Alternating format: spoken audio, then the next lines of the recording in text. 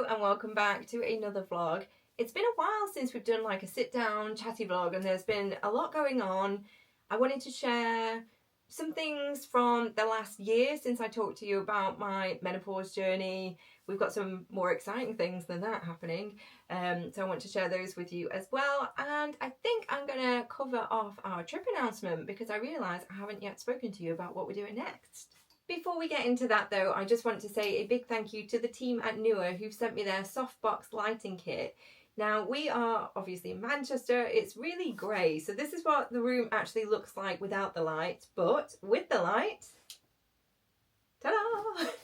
I think it really helps enhance the quality of these vlogs. So I've got my little kit here. This is with the second softbox light that comes included, so let's set it up together. Okay, so let's see what's inside. Here is the actual tripod itself for the softbox lighting kit. Then we have the light bulb which is included and it's LED. And here is the actual softbox itself. So it comes in the 3 parts, but it's really easy to put together.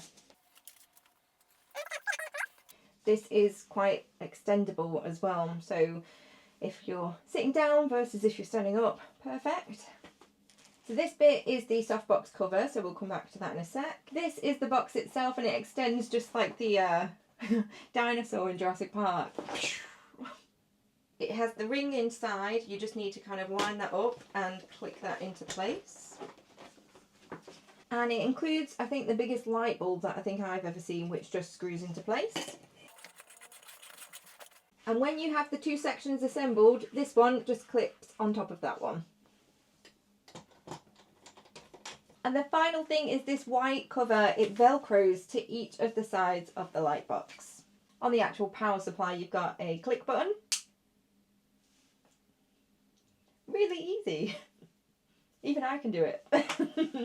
Thanks again so much to the team at Newer who sent me this. I will include the links to purchase in the description box, but yeah, I'm really thrilled with it, especially when we're still not quite into summertime yet. Oh, I just had to get myself a fresh brew because my other one had gone cold. So hopefully you've got a cup of tea and we can just have a little chat. So let's start with menopause update. And I think it was just over a year ago that I filmed that video. And the good news is I'm not going to cry today. But that video, it was really cathartic to film because at the time my head was just a bit of a mess about it all really. And it reached quite a lot of people who in turn very kindly sent me messages, not just on the video itself, but then on my Instagram. And it was actually just quite incredible really to have that support network around me. So thank you, like it is really appreciated. So a year on, what has changed? I think last year, 2024, was just like dealing with it and focusing on the sort of mental health aspect of it, because obviously it wasn't just the fact that it was quite a shock diagnosis, but also the fact that we're not going to be able to extend our family in the way that we wanted. So that took a while to come to terms with, I think. And I still struggle with that. I guess it just depends on like what's happening around me. So that bit is quite hard still. But from a sort of physical perspective, I have had the best GP. Like, since I've been on this journey, I've obviously chatted with a lot of women in similar situations, and there seems to be quite a common thread that, depending on a woman's age or where she's at in life, is that the initial reaction is just almost a bit dismissive, like you haven't reached that magical age yet, so therefore, you know, come back in however many years' time. And what I've found since kind of opening up is that there really isn't like a linear path to it, and there's lots of different reasons why, you know, somebody might be going through it either early or right on time or medically induced or whatever. So my GP has actually been fantastic, and I feel very thankful that I was listened to from the off and I was sent for all the tests, and actually I had a diagnosis pretty quickly. I think it was kind of within 12 weeks, that from the start of it to, you know, ultimately finding out. And that seems to be quite unique, so I'm very grateful for that. What I've done as well, which has helped, is I have joined one of the colleague resource groups at work, and it's part of our women's network, and I am specifically now a menopause champion, which is great. So we've had some very specific and quite detailed training, and we have shared stories with like our broader work community. And the role of a menopause champion is to help others who are going through that journey. So again, that's something I'm really pleased to have been able to volunteer for, really, particularly because my situation was a little bit different, and the women that I've been in touch with since, yeah, it's helpful for everyone. I think it's been helpful for me, and hopefully it's been helpful to the women that I've been supporting.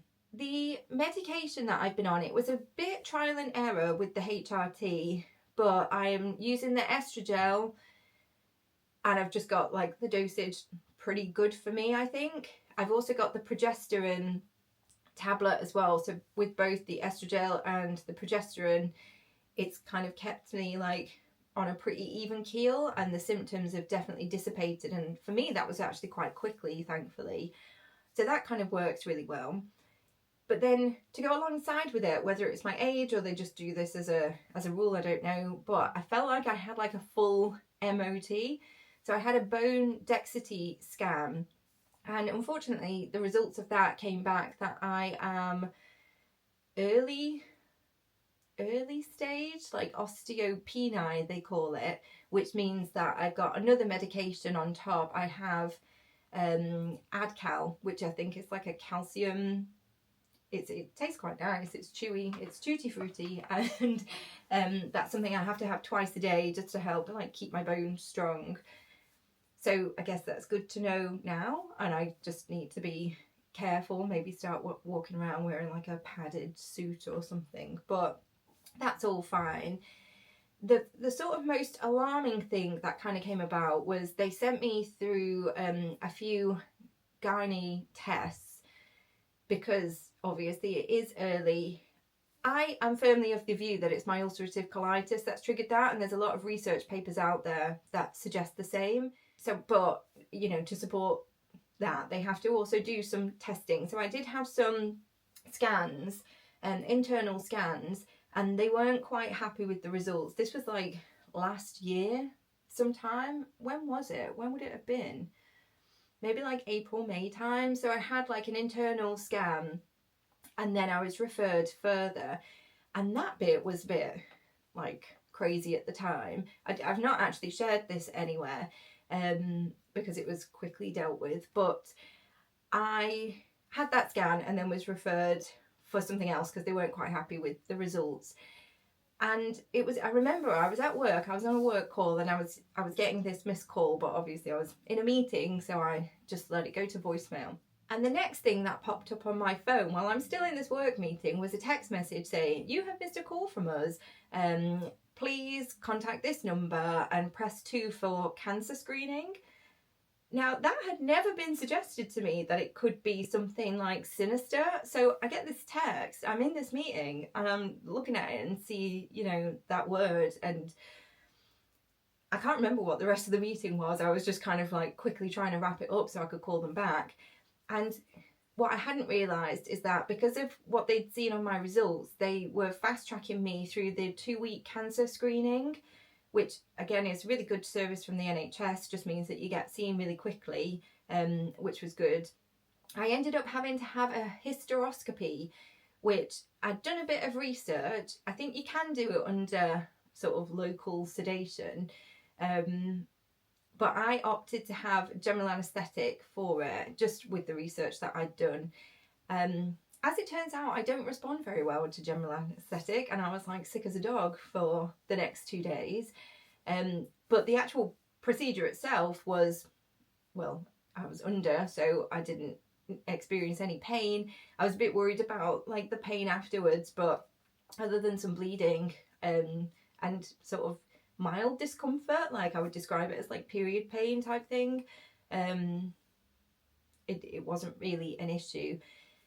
Within about a month I had the diagnosis back from that. Thankfully it wasn't cancer, but it has like just thrown up like another condition that I just need to keep an eye on. So I'm going to keep being referred to regular gynae checks, but my smears are all up to date and everything there should be fine. So I'm not particularly concerned about that.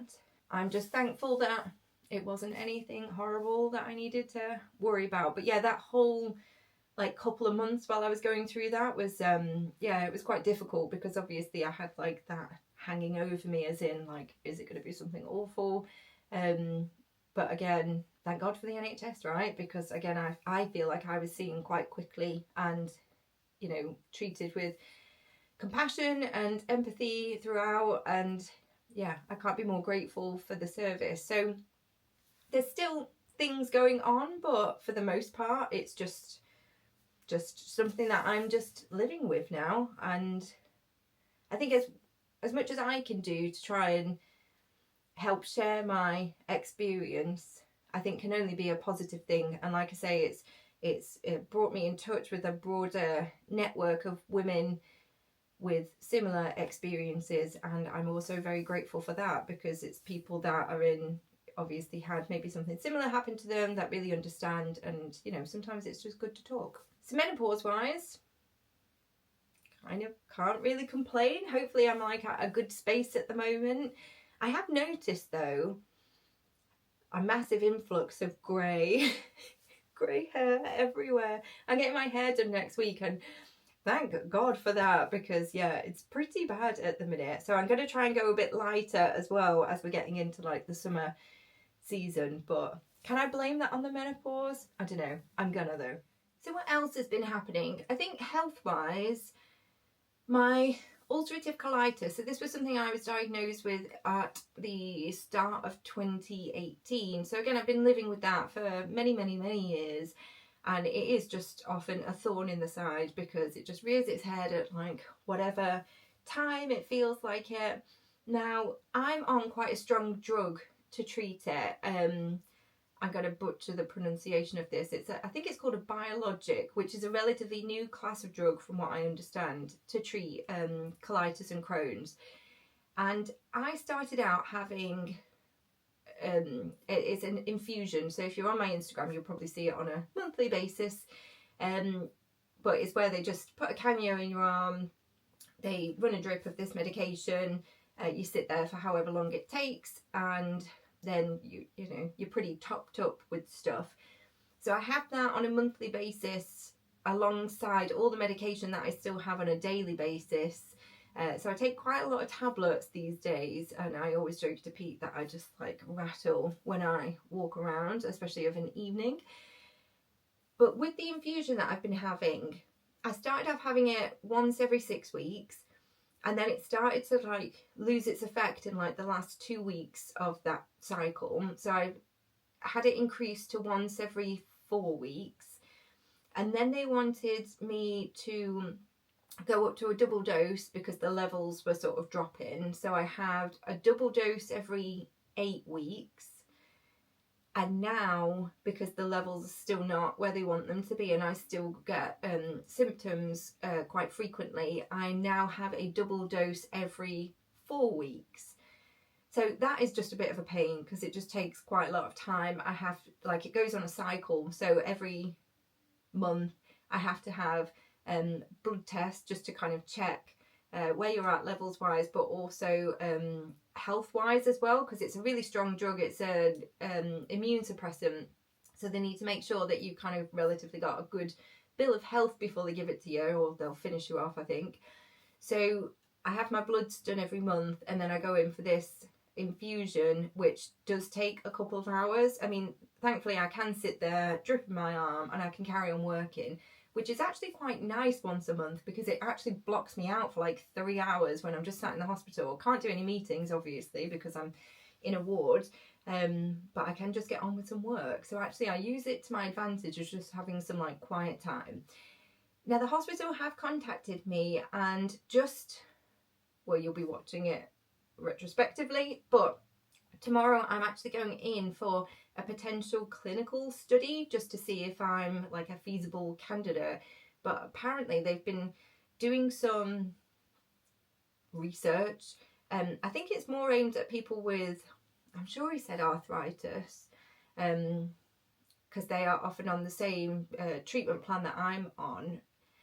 And it's to do with, they think they found something that can repair the mucous membrane, which sounds lovely, I know. But that could actually be really good for Crohn's and colitis patients. So I'm going in tomorrow just to have an initial screening to see if that works. But, you know, I'm more than happy to volunteer my body for medical research, because there's enough going in it at the moment that what's one more thing? And if it helps, how good would that be? So fingers crossed, because, you know, that could be really interesting research. So yeah, health-wise, kind of, I would never say it's good, never, but is it enough to kind of just get by? Yeah, so I can't really complain about that. And what else has been happening? So I started a new job, so I'm still with the airport, but I started a new job, and it's really, like, I've been really enjoying it. There's a lot of transformation going on in the space at the moment. I think that's why I was brought in, really, because my background is not in this particular field, but the change that we're undergoing at the moment is my background. So we've got loads going on at the minute. It's really busy, but it's really fun. Like, I'm working with such a great team, and there's just so much going on. So because it is, it's in the finance and PMO space, every month there is like crazy time at month end, and that's new to me. Who knew that, like, there was so much going on at month end? So that's been keeping me very busy and keeping me quite tired at times. But now, obviously, because of the time of year, it's year end as well, which adds another layer of pressure on top. Now, for a job that I've got that's actually so busy and so full on, I'm just genuinely, like, loving it at the moment and really happy with kind of where I've ended up. So yeah, on the work front, all is good. So family wise, everyone is good, the kids are all good, and, you know, just doing lots of fun, exciting things like what they should all be doing at that age. So no complaints there. And Pete, yeah, he's good too. No complaints from him either. So yeah, life at the moment is just kind of like ticking along, which is really good. I think I'm so glad that we're coming out of winter, because I really struggle. I really struggle during winter. The darkness, the cold, like my skin is bad. Like my hands are always like chapped and red raw. I actually flipping hate it. I really do. So I'm so glad that the weather is now starting to improve. We had that one weekend recently that was just phenomenal. It just felt like summer had arrived.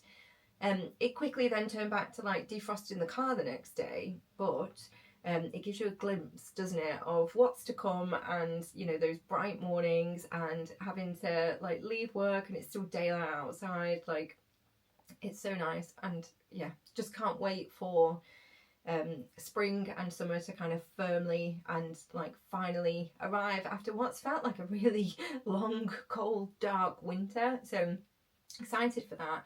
And it's just so nice seeing all the flowers pop up as well, isn't it? But the most exciting thing I wanted to share, and maybe the outfit gives it away somewhat, but just talk to you a little bit about our next trip, because I haven't shared too much on here. So we have firmly caught the cruise bug, and our next like upcoming trips all feature a Disney cruise, because we have just jumped in with feet first, and it's just such a special experience. Since we did the Magic at Sea staycations back in 2021, that's it, we've just been hooked, absolutely hooked. So our next trip, it probably won't surprise you to say that we are doing a Disney cruise, and we are going to be sailing on the Disney Treasure, which is Disney Cruise Line's newest ship, and we are going to be doing the 7-night Western Caribbean route from Port Canaveral, which means we are travelling to Florida for this one. And I can't tell you how excited I am. It's felt like quite a long time between our last trip in October and when this next one finally rolls around, because we've still got another like couple months to go before we actually sail. So for this trip we have booked like a number of excursions. Now normally it's not something that we tend to do because we find them to be quite pricey and, you know, we can just go and explore ourselves. But for this one, my mum had given us some money for Christmas, so I thought that would be a good use of that money was to just add some excursions to our booking. So when we are in Cozumel, we're going to be doing the Cozumel ruins, the chocolate and the beach break, and I'm really excited for that. When we were talking about it, I said to Oscar, oh, you know, we do want to book some excursions, what do you think? And he said, I don't want anything boring and I don't want anything where I have to walk around a lot. Which I was thinking, well, I quite like doing that historical sightseeing thing. Quite hard to please a preteen, though, at the moment, who just wants to be like on the beach and swimming and just having fun. So I thought the ruins, the chocolate and the beach break kind of combined the best of all worlds, because we can do the boring bit and then at the end there will be chocolate and then we can go on the beach. When we go to Grand Cayman, we have been watching other people's vlogs, and whilst it's not necessary to have a beach break booked, and they were quite pricey I thought for what it was, some people did suggest that it was maybe an enhanced experience though if you had like a beach tour as part of it. So not wanting to spend a load of money on just the beach, which we could just do for free, we've booked the excursion, which is the Crystal Caves Sights and Beach. So we get to go and explore the Crystal Caves first and then we get taken to the beach bit afterwards. So I thought that would be really interesting. I don't think we've ever done Crystal Caves. Maybe like, I think Pete and I were saying like, I'm sure we must have done school trips in like primary school where it was like all the, oh god, testing my brain here, stalagmite? I don't know, whatever. But that would be really interesting and educational for Oscar. When we go to Jamaica, we have booked the off-road buggies because that looked super fun. I think you actually get lunch included in this one as well. So off-road buggies, like, yeah, very excited for that one. That's going to be something very different that we've never done before. And then when we do Castaway Cay, we have previously done the kayaks. I love them, Oscar not so much, especially not after he fell out of one. But this time we've booked the 4-seater paddle boat. So I reckon that's going to be knackering, isn't it? Because, yeah, cycling on the water is probably going to be quite difficult. So I have to get those like leg muscles going. But that one I think will be really fun. And the area at Castaway that you can do those kind of activities, you can get pretty close to the ship and just see it from a totally different angle. So thanks, Mum. We are going to have a great trip and I'm very excited for not just the trip itself, not just for the ship, because the ship just looks incredible. I'm trying to avoid spoilers, but I don't want to go in blind because that's not how I roll. I like to have a plan. So I have been kind of looking around but trying not to spoil it too much for myself, and I think Plaza del Coco is just going to be the best restaurant and I cannot wait for that. Haunted Mansion themed lounge bar, I mean, it just looks amazing. So I'm currently outfit planning, so I will do a separate vlog on outfits because my mum has been teaching me how to sew. God love that woman, she must have the patience of a saint. And I'm learning and I'm still doing practice at the moment before I cut into the good fabric. But my mum has already started with some of the fabric that I did purchase. I think, can I give you a sneak peek? God, you can see like Haunted Mansion, Coco, like I'm very excited for the outfits on this trip and hopefully something that I will have made myself. Ahead of the cruise, we are spending a few days in Florida because, yeah, I just could not travel on the day of or on the day before the cruise, because knock wood, but if there was any like interruptions, that would just be awful, wouldn't it? So we will be traveling to Florida a few days ahead of the cruise, just to make sure that we are where we're supposed to be when we need to be. And our Universal annual passes are still active, so we're going to be doing a few days at Universal, but this time we're going to be staying at Stella Nova, which is one of the newest hotels that's opening for Universal. And firstly, it just looks incredible. That sort of like mirror tile, just wow, absolutely stunning. So very excited for that and to experience a new hotel. And whilst we're there, we with our annual passes, we've also booked a day at Epic Universe. And I mean, I don't know what I'm more excited for, to be honest, because we have grown up with Mario, Super Mario, Mario Kart, everything about it. Love it. So we're very excited for that area of the park.